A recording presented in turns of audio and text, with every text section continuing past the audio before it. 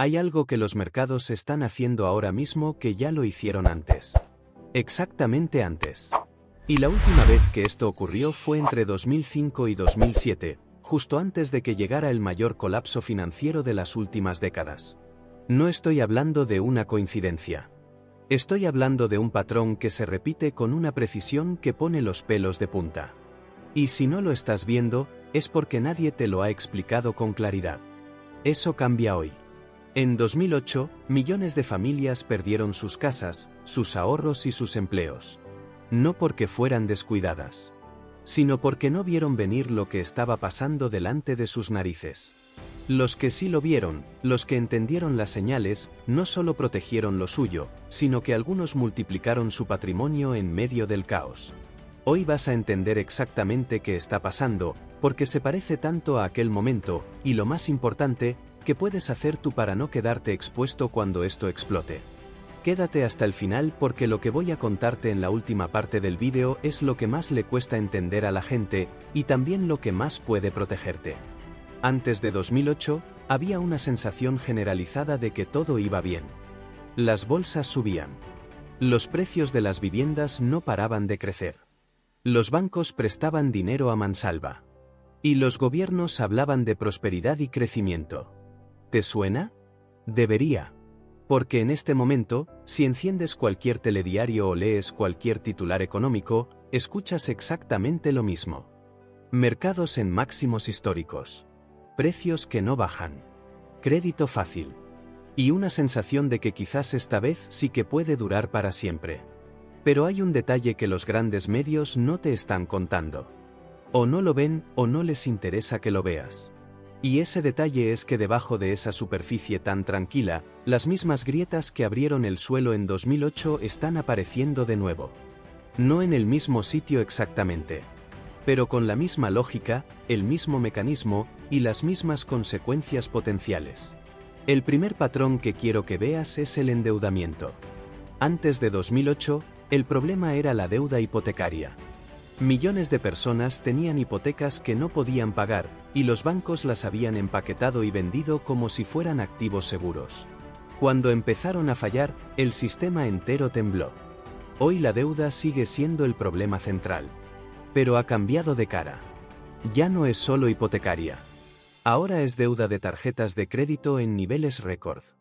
Es deuda de consumo disparada. Es deuda corporativa que muchas empresas no pueden refinanciar a los tipos de interés actuales. Y es deuda pública de los estados que ha crecido de forma exponencial desde la pandemia. La deuda total del sistema es hoy mucho mayor que en 2007.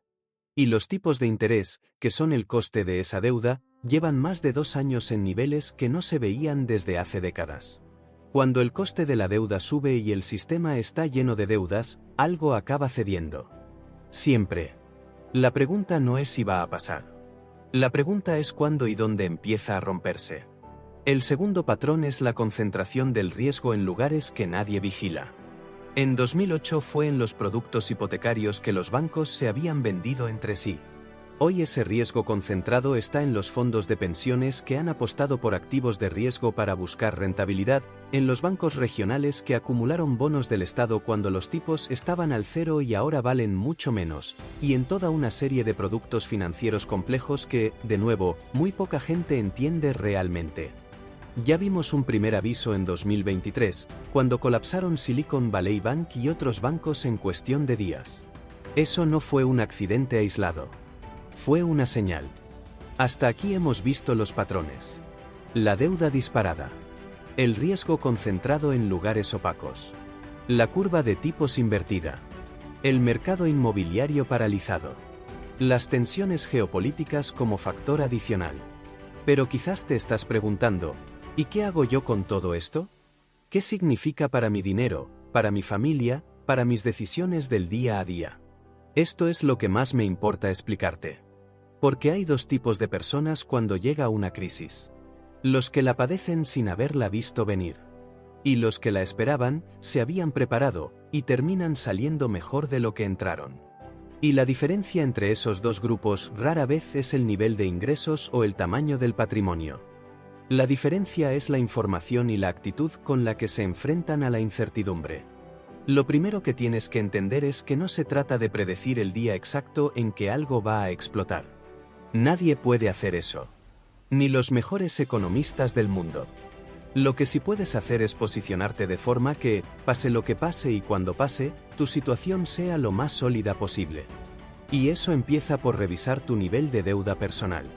Si tienes deudas a tipo variable, ya sean hipotecas, préstamos o tarjetas de crédito, en un entorno de tipos altos esas deudas son más caras cada mes. Y si los tipos se mantienen altos durante más tiempo del que el mercado espera, que es exactamente lo que ha venido pasando, ese coste puede llegar a ser asfixiante.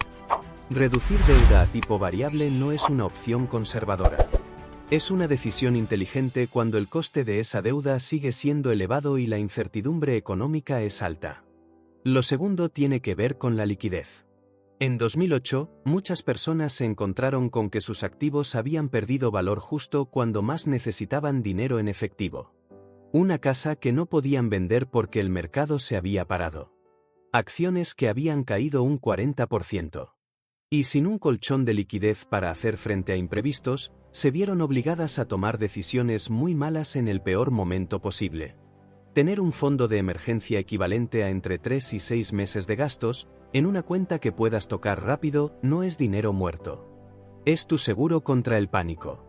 Lo tercero es revisar dónde tienes tus ahorros invertidos y con qué nivel de riesgo real. No el riesgo que te dijo el comercial del banco. El riesgo real. Si tienes fondos de inversión, mira qué hay dentro. Si tienes acciones, evalúa si están en sectores que aguantan bien en recesión o en sectores muy cíclicos que pueden caer con fuerza. La diversificación no es un concepto abstracto. Es la diferencia práctica entre perder un 20% y perder un 60% en una caída de mercado. Y hay algo más que quiero decirte, porque a menudo se pasa por alto. En momentos de incertidumbre económica, uno de los mejores activos que puedes tener es la estabilidad de tus ingresos.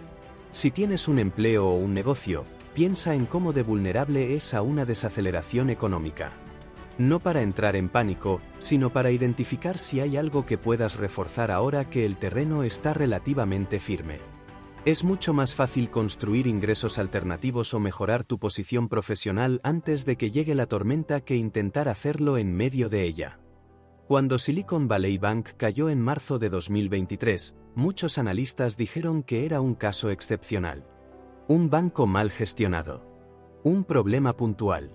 Y la Reserva Federal intervino rápido para calmar los mercados. Pero si miras lo que pasó en 2008, el guión es casi idéntico. Bear Stearns colapsó en marzo de 2008. Los expertos dijeron exactamente lo mismo: caso aislado, problema puntual, el sistema está sano. 6 meses después, Lehman Brothers se llevó por delante la estabilidad financiera global. No digo que vaya a pasar exactamente lo mismo. Digo que el patrón de negar el problema hasta que ya no se puede negar es una constante histórica que deberíamos tomar muy en serio. El tercer patrón que quiero que veas es la inversión de la curva de tipos. Esto suena técnico, pero te lo explico en 30 segundos. Normalmente, cuando prestas dinero a largo plazo, recibes más interés que cuando lo prestas a corto plazo. Tiene lógica: cuanto más tiempo esperas, más riesgo asumes, más cobras. Cuando eso se invierte, cuando los bonos a corto plazo pagan más que los de largo plazo, se llama inversión de la curva de tipos. Y ese fenómeno ha precedido a todas las recesiones importantes en Estados Unidos en los últimos 50 años. Sin excepción. La curva se invirtió de forma pronunciada en 2022 y 2023. Y aunque se ha ido normalizando ligeramente, el daño ya estaba hecho. Históricamente, el efecto de esa inversión se siente en la economía real entre 12 y 18 meses después de que ocurra. Estamos exactamente en ese intervalo ahora mismo. El cuarto patrón tiene que ver con el mercado inmobiliario. En 2008 el problema fue que los precios de la vivienda habían subido demasiado, los compradores se habían endeudado más de lo que podían asumir, y cuando los tipos subieron, empezaron los impagos en cascada. Hoy los precios de la vivienda en muchos mercados siguen en niveles históricamente altos. La diferencia es que ahora la gente no puede comprar aunque quiera, porque los tipos hipotecarios han subido tanto que la cuota mensual se ha disparado. Eso ha creado un mercado paralizado. Nadie vende porque no quiere perder su hipoteca barata del pasado. Y nadie compra porque no puede permitirse los tipos actuales. Ese bloqueo es insostenible. Y cuando algo insostenible cede, suele ceder rápido. Pero hay algo más que en 2008 no estaba sobre la mesa y que hoy añade una capa extra de incertidumbre. Las tensiones geopolíticas y comerciales. La guerra en Ucrania sin resolución clara. Las tensiones entre Estados Unidos y China. Los aranceles que están volviendo a aparecer como instrumento político. Todo eso tiene un impacto directo en las cadenas de suministro, en la inflación y en la capacidad de los bancos centrales para controlar la situación. En 2008 el problema era fundamentalmente financiero.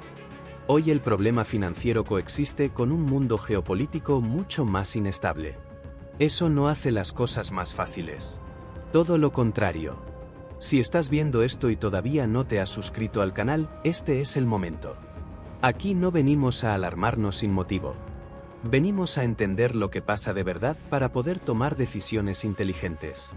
Si quieres seguir recibiendo este tipo de análisis que no encuentras en los medios convencionales, dale al botón de suscripción ahora y activa la campanita para no perderte ningún vídeo. Porque lo que viene en la segunda mitad de este contenido es exactamente lo que necesitas escuchar. Voy a contarte algo que no se habla suficiente cuando se analiza la crisis de 2008. Los que mejor sobrevivieron, y en muchos casos prosperaron, no fueron los que tenían más dinero antes de que empezara. Fueron los que habían tomado decisiones concretas meses antes. Algunos habían reducido su exposición a activos de riesgo. Otros habían acumulado liquidez cuando todo el mundo seguía apostando fuerte. Y unos pocos habían identificado exactamente qué tipo de activos tienden a comportarse bien cuando el sistema financiero entra en tensión. ¿Cuáles son esos activos? Históricamente, en momentos de estrés financiero y desconfianza en el sistema, el oro tiende a revalorizarse. No siempre de forma inmediata, pero como reserva de valor a largo plazo en tiempos de incertidumbre, su comportamiento histórico es consistente. Ya lo estamos viendo ahora mismo. El oro ha marcado máximos históricos en los últimos meses, y eso no es casualidad. Es el mercado enviando una señal que muchos prefieren ignorar porque es incómoda. Los bonos del Estado a corto plazo también han vuelto a ser relevantes. Con tipos de interés en los niveles actuales, tener parte del ahorro en letras del tesoro o equivalentes te da una rentabilidad decente con un nivel de riesgo muy bajo. Es una opción que durante años fue invisible porque los tipos estaban en cero, pero que ahora vuelve a tener sentido para una parte del patrimonio. Y luego están los bienes raíces. Aquí el análisis es más matizado. No todos los mercados inmobiliarios van a comportarse igual. Pero si tienes una vivienda en propiedad con una hipoteca a tipo fijo y cuotas asumibles, estás en una posición mucho mejor que si alquilas o si tienes una hipoteca variable que puede seguir subiendo. El ladrillo, cuando se compra bien y con financiación sólida, sigue siendo uno de los activos que mejor protege contra la inflación y la pérdida de poder adquisitivo. Ahora bien, hay algo que quiero dejarte muy claro antes de terminar. Nada de lo que te he contado hoy es una predicción de fecha exacta ni una garantía de resultado. Los mercados pueden seguir subiendo más tiempo del que cualquiera espera. Las crisis pueden retrasarse. Los bancos centrales pueden volver a intervenir de formas que posponen el ajuste. Todo eso es posible. Pero lo que también es posible, y lo que la historia nos enseña una y otra vez, es que cuando los desequilibrios son grandes y se ignoran demasiado tiempo, el ajuste suele ser más brusco y más doloroso de lo que nadie anticipaba. La pregunta que tienes que hacerte no es si esto va a pasar. La pregunta es si cuando pase, vas a estar mirando la pantalla sin saber qué hacer, o vas a tener una posición lo suficientemente sólida como para atravesar el temporal con tranquilidad. Esa pregunta tiene una respuesta práctica, y esa respuesta empieza por las decisiones que tomas ahora, no cuando los titulares ya anuncien la crisis en negrita. Las mismas señales estuvieron ahí antes de 2008. Muchos las vieron. Pocos actuaron. El patrón acaba de repetirse. Ahora ya lo sabes tú también. Lo que hagas con esa información es tu decisión. Si este análisis te ha aportado algo útil, si sientes que entiendes mejor lo que está pasando en la economía y lo que significa para tu dinero, dale a me gusta ahora mismo y suscríbete al canal. Aquí publicamos cada semana contenido como este, sin alarmas gratuitas, sin tecnicismos innecesarios, solo análisis claro y directo para que puedas tomar decisiones financieras más inteligentes. No te pierdas el próximo vídeo, porque lo que viene a continuación en este canal te va a interesar tanto o más que lo que acabas de ver.